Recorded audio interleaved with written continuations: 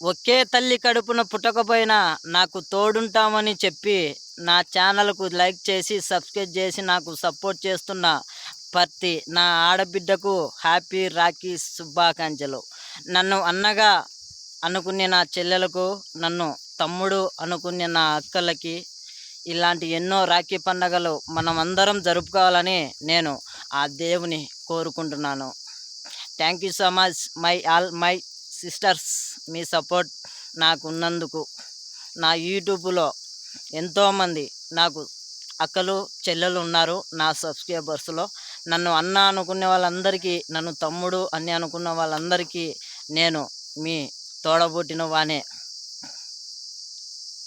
Happy Rakhi శుభాకాంక్షలు.